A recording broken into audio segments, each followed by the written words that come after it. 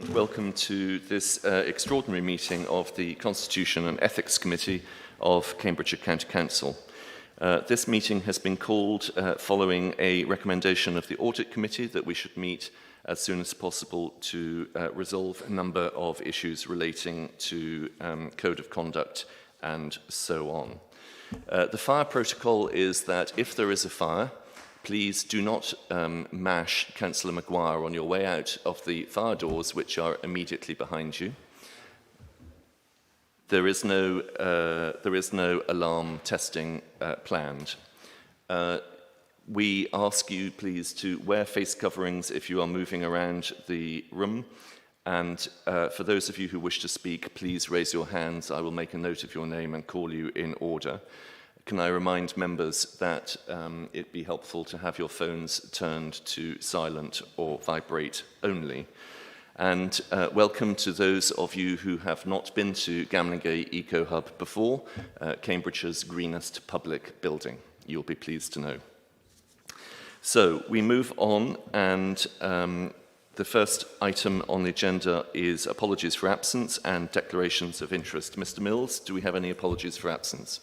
Thank you, Chair. There are apologies from Councillor Gough, and Councillor Slatter is here in his place. Thank you.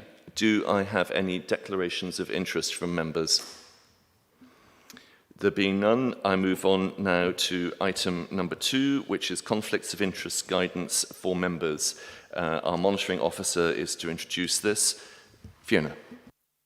Thank you, Chair. The Audit Committee met 3 times in Audit and Accounts Committee met 3 times in March, and one of the recommendations they made when considering the Manor Farm audit was in relation to code of conduct training and also in terms of conflicts of interest guidance for members, both of which were concerns that arose out of their consideration of that audit report. So we just the report is simply to confirm that training on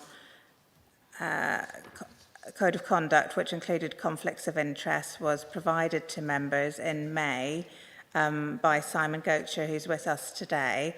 And that session was recorded, and any members that weren't able to attend were asked to watch it at home and confirm with Democratic Services whether they had done so, obviously provided with the training materials. And we will be reporting back to the next meeting of this committee with sort of an overview of what level of members have completed this code of conduct training. So that's the first recommendation there, which is that you're asked to note that that has taken place. And then secondly, there was a recommendation that there was more information provided for members on how to deal with the specific type of conflict of interest that arose in relation to that audit.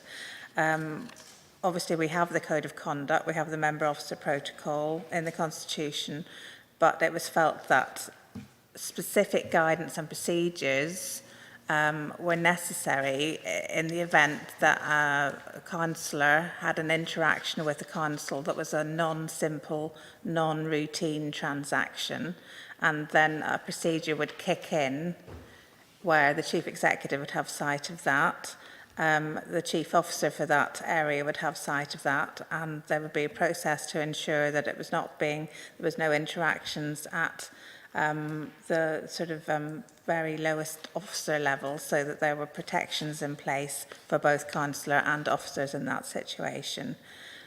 So this procedure has been has been drafted in relation to try and deal with that.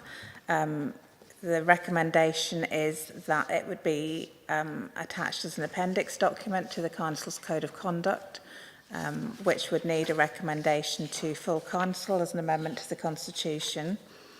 But in the meantime, if this committee was minded to accept it, it could be circulated to councillors in the meantime, so everybody was aware of what to do. So I'm really open for any questions, Chair. Thank you very much. Does Mr. Goacher wish to say anything, or perhaps hold in abeyance until a difficult question is asked. So, members, we are asked to do two things. The first, to note the Code of Conduct training has taken place and that an update on members who have attended or watched the training subsequently will be provided at our next committee meeting. And the second recommendation is we are asked to approve the guidance on conflicts of interest and recommend it to full council that it forms an appendix to the members' Code of Conduct in the council's constitution. And the paper is pages 5 to 10 of 10 in our agenda pack. So, questions, comments and thoughts from members of the committee, please. Councillor Dupre. Thank you. A question to Fiona, if I may.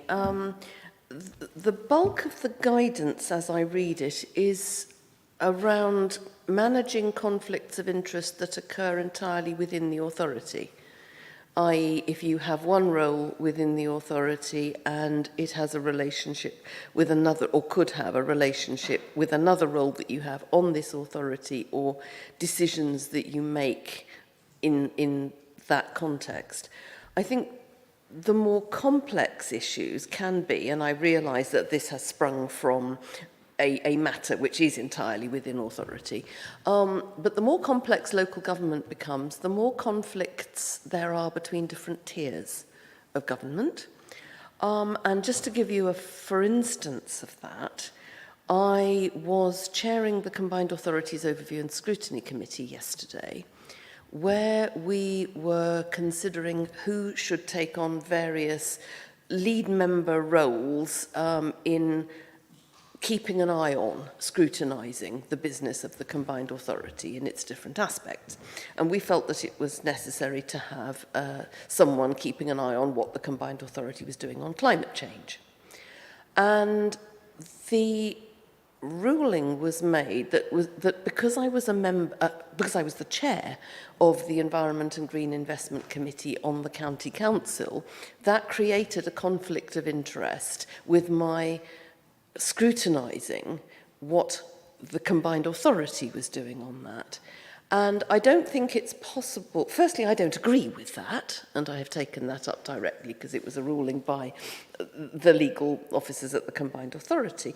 But I think it would be helpful. I don't think that should be covered in detail in the guidance. That's not what I'm asking.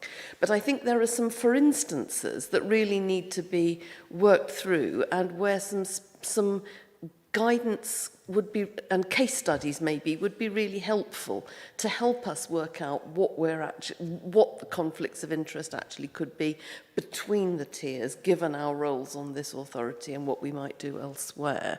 So that's an observation, a suggestion. And I guess the other part of my question is, to what extent do monitoring officers of this authority liaise with those bodies, such as the districts and the combined authority, where we have roles to which we're sent by this authority, and the extent to which there may be conflict, and what the view is about the nature and reality of those conflicts. Sorry, that's a bit complicated, but I hope you get my drift. Fiona. Okay, where to start, really?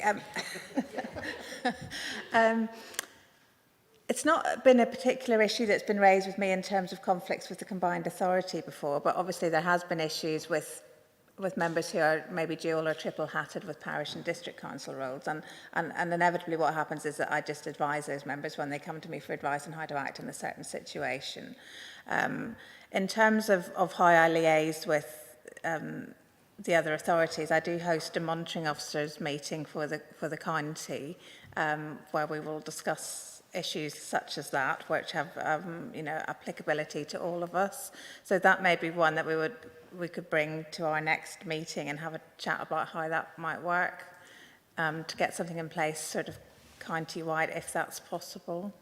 Thank you. That would be very helpful. I mean, my argument was that if there were a conflict of interest, then surely that would apply far more to the decision makers, who are the leaders of the councils who attend and make decisions at the combined authority. And if it was regarded that they had a conflict of interest because they dealt with those matters on their home authority, then they would be always conflicted on everything and never able to participate in a decision. But I'm happy to write you a very brief note outside this meeting on what happened there, and hope to get a response on that. Thank you very much, Fiona. Thank you for that, Councillor Dupre. That is a matter, I think, that is slightly off topic. This is a guidance on conflicts of interest that arise from personal transactions within the authority, and I think that is the key difference. But I do agree that the matter that you raise does bear some looking at, because surely the person who would be best to scrutinise is the expert, and one assumes as chairman of a committee you are an expert. Anybody else got any questions on this item, or comments or observations? That being the case, and as nobody has spoken against either of the recommendations, can I assume that we are happy to agree both of those? Yep, thank you. That's very helpful. Now, the next item is number 3, which is the exclusion of press and public. And I am going to propose that the press and public be excluded from the meeting on the grounds that the agenda contains exempt information under paragraphs 1 and 3 of Part 1 of Schedule 12A of the Local Government Act 1972 as amended, and that it would not be in the public interest for this information to be disclosed, information relating to any individual and information relating to the financial or business affairs of any particular person, including the authority holding that information. Do I have a seconder for that?